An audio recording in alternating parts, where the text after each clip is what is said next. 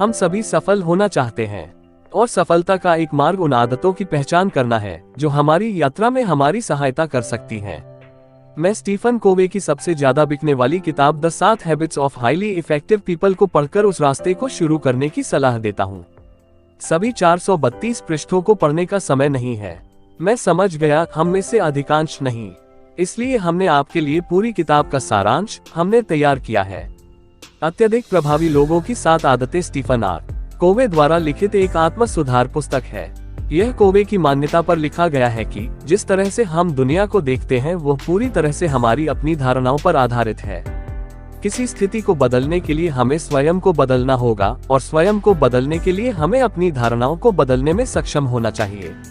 कोवे का मानना कि जिस तरह से हम दुनिया को देखते हैं वह पूरी तरह से हमारी अपनी धारणाओं पर आधारित है। किसी स्थिति को बदलने के लिए हमें स्वयं को बदलना होगा और स्वयं को बदलने के लिए हमें अपनी धारणाओं को बदलने में सक्षम होना चाहिए। सफलता की अवधारणा पर 200 से अधिक वर्षों के साहित्य का अध्ययन करने में कोवे ने उस तरह से एक बहुत ही महत्वपूर्ण परिवर्तन की पहचान की जिस तरह से मनुष्य ने समय के साथ सफलता को परिभाषित किया है। पहले के समय में सफलता की नींव चरित्र, नैतिकता, ईमानदारी, विनम्रता, निष्ठा, संयम, साहस, न्याय, धैर्य, उद्योग, सादगी, विनय और स्वर्ण नियम जैसी चीजें पर टिकी हुई थी। लेकिन 1920 के दशक के आसपास जिस तरह से लोगों ने सफलता को देखा उसे कोवे ने व्यक्तित्व नैतिकता कहा, जहां सफलता व्यक्तित्व, सार्वजनिक छवि, दृष्टिकोण और व्यवहार का कार्य है।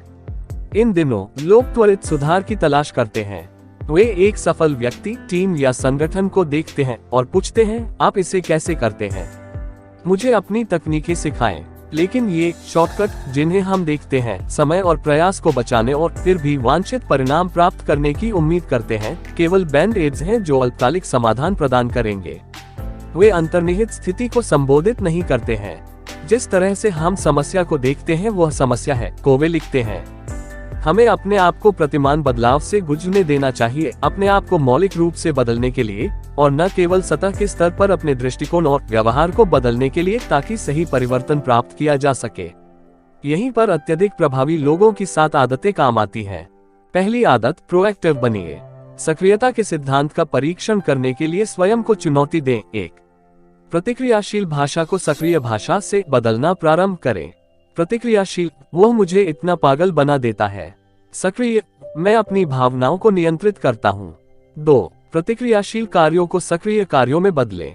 2. अंत को ध्यान में रखकर शुरुआत करें। दूसरी आदत, अंत को ध्यान में रखकर शुरू करें। अंत को ध्यान में रखकर शुरुआत के सिद्धांत का परीक्षण करने के लिए स्वयं को चुनौती दें। 1. अपने स्वयं के अंतिम संस्कार के विस्तृत विवरण की कल्पना करें। वहाँ कौन है? वे आपके बारे में क्या कह रहे हैं? आपने अपना जीवन कैसे जिया? आपके रिश्तों के बारे में आप उन्हें क्या कहना चाहते हैं? इस बारे में सोचें कि यदि आपके पास जीने के लिए केवल 30 दिन और होते तो आपकी प्राथमिकताएं कैसे बदल जाती। इन प्राथमिकताओं से जीना शुरू करें। 2. अपने जीवन में विभिन्न भूमिकाओं को विभाजित करें, चाहे पेशेवर, व्यक्तिगत या समुदाय, और 3 से 5 लक्ष्यों को सूचीबद्ध करें जिन्हें आप प्रत्येक के लिए प्राप्त करना चाहते हैं। 3. परिभाषित करें कि आपको क्या डराता है। सार्वजनिक बोल। किताब लिखने के बाद आलोचनात्मक प्रतिक्रिया। अपने सबसे बड़े डर के लिए सबसे खराब स्थिति को लिखें, फिर कल्पना करें कि आप इस स्थिति को कैसे संभालेंगे। लिखिए कि आप इसे कैसे संभालेंगे। तीसरी आदत, पहले चीजें पहले रखो। हमें हमेशा रिश्तों और परिणामों पर प्राथमिक ध्यान देना चाहिए और समय पर द्वितीयक ध्यान देना चाहिए। लोगों के साथ प्रभावशीलता और चीजों के साथ दक्षता के बारे में सोचें। यहाँ कुछ तरीके दिए गए हैं जिनसे आप पहली चीज को पहले रखने का अभ्यास कर सकते हैं। 1.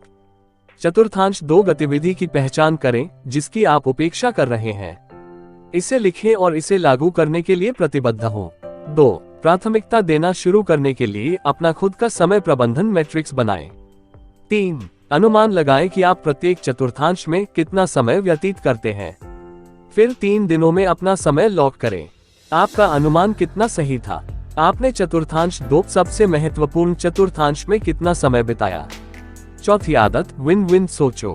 विन विन प्राप्त करने के लिए परिणामों पर ध्यान केंद्रित करें, विधियों पर नहीं, समस्याओं पर, लोगों पर नहीं। अंत में विन विन की भावना प्रतिस्पर्धा के माहौल में जीवित नहीं रह सकती। एक संगठन के रूप में हमें अपनी इनाम प्रणाली को अपने लक्ष्यों और मूल्यों के साथ संरेखित करने की आवश्यकता है और विन विन का समर्थन करने के लिए सिस्टम मौजूद है। इन चुनौतियों के साथ विन विन सोचना शुरू करने के लिए खुद को तैयार करें। 1 आगामी बातचीत के बारे में सोचें जहां आप एक समझौते या समाधान तक पहुंचने का प्रयास करेंगे। दूसरा व्यक्ति क्या ढूंढ रहा है उसकी एक सूची लिखें। इसके बाद उसके आगे एक सूची लिखें कि आप उन जरूरतों को पूरा करने के लिए कैसे प्रस्ताव दे सकते हैं। 2 अपने जीवन में 3 महत्वपूर्ण संबंधों की पहचान करें। इस बारे में सोचें कि आपको क्या लगता है कि इनमें से प्रत्येक रिश्ते में संतुलन है। क्या आप लेने से ज्यादा देते हैं? आप जितना देते हैं उससे अधिक लेते हैं। प्रत्येक के साथ लेने से हमेशा अधिक देने के 10 तरीके लिखिए। 3 अपनी स्वयं की अंतःक्रियात्मक प्रवृत्तियों पर गहराई से विचार करें। क्या वे जीत हार हैं?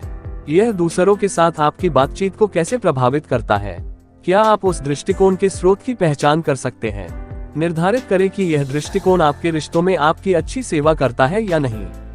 यह सब लिखो। 5वीं आदत, पहले समझने की कोशिश करो फिर समझने की। पहले समझने की कोशिश करने की आदत डालने के कुछ तरीके यहाँ दिए गए हैं।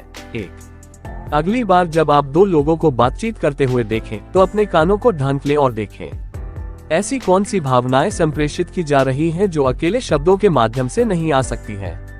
क्या एक या दूसरे व्यक्ति की बातचीत में अधिक रुचि थी? आपने जो देखा उसे लिख लें। 2 अगली बार जब आप कोई प्रस्तुति दें तो उसे समानुभूति में निहित करें। दर्शकों के दृष्टिकोण का विस्तार से वर्णन करते हुए शुरुआत करें। उन्हें किन समस्याओं का सामना करना पड़ रहा है? आप जो कहने जा रहे हैं वह उनकी समस्याओं के समाधान के बारे में कैसा है। 6ठी आदत, सिनर्जाइज। 1 उन लोगों की सूची बनाएं जो आपको परेशान करते हैं। अब केवल एक व्यक्ति को चुनें। उनके विचार अलग कैसे हैं? 1 मिनट के लिए खुद को उनके स्थान पर रखें। सोचो और दिखावा करो कि यह कैसा लगता है। क्या इससे आपको उन्हें बेहतर ढंग से समझने में मदद मिली? अब अगली बार जब आप उस व्यक्ति से असहमत हो तो उनकी चिंताओं को समझने की कोशिश करें और वे आपसे असहमत क्यों हैं। जितना बेहतर आप उन्हें समझ सकते हैं उतना ही आसान होगा कि आप उनका मन बदल लें या अपना मन बदल लें। 2 उन लोगों की सूची बनाएं जिनके साथ आपकी अच्छी बनती है। अब केवल एक व्यक्ति को चुनें। उनके विचार अलग कैसे हैं? अब एक ऐसी स्थिति लिखिए जहां आपके पास उत्कृष्ट टीम वर्क और तालमेल था। क्यों? आपकी बातचीत में ऐसी तरलता तक पहुंचने के लिए कौन सी शर्तें पूरी हुई? आप उन स्थितियों को फिर से कैसे बना सकते हैं? 7वीं आदत, आरी को तेज करो। 1 उन गतिविधियों की एक सूची बनाएं जो आपको 4 आयामों में से प्रत्येक के साथ खुद को नवीनीकृत करने में मदद करेगी। प्रत्येक आयाम के लिए एक गतिविधि का चयन करें और इसे आने वाले सप्ताह के लक्ष्य के रूप में सूचीबद्ध करें। सप्ताह के अंत में अपने प्रदर्शन का मूल्यांकन करें। किस वजह से आप प्रत्येक लक्ष्य को पूरा करने में सफल या असफल हुए। 2 उन्हें करने के लिए और अपने प्रदर्शन और परिणामों का मूल्यांकन करने के लिए हर सप्ताह सभी 4 आयामों में एक विशिष्ट आरा को तेज करें। गतिविधि लिखने के लिए प्रतिबद्ध रहें।